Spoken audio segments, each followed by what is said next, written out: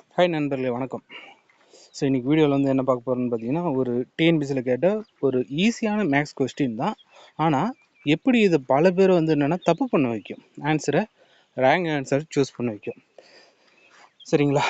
So இந்த question எப்படி solve பண்ணுறதுன்னு பார்க்கலாம். 12 உழவர்கள் ஒரு வயலை 49 நாட்களில் உழுவார்.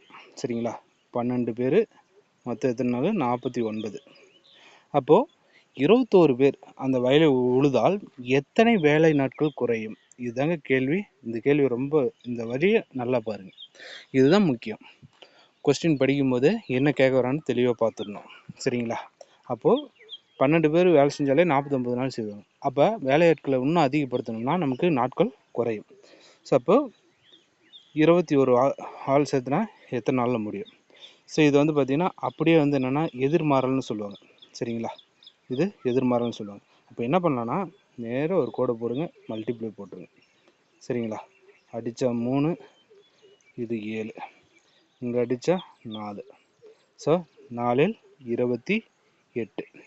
ஒரு விஷயம் நல்லா புரிஞ்சுக்கோங்க, இது வந்து 21 பேர் வேலை செஞ்சால் எத்தனை நாளில் முடிப்பாங்கன்னா 28 நாள். ஆனால் உங்களுக்கு கேட்டிருக்கிற கேள்வி என்ன?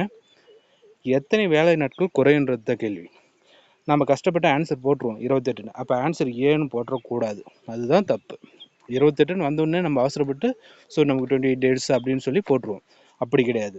ஸோ அப்போ 12 பேர் வேலை செஞ்சால் எத்தனை நாளில் முடிப்பாங்க? 49. 49ல் 28 போயிடுச்சுன்னா 21 நாட்கள் வேலை நாட்கள் வந்து குறையும். அப்போ ஆன்சர் வந்து என்னென்னா பி தான்.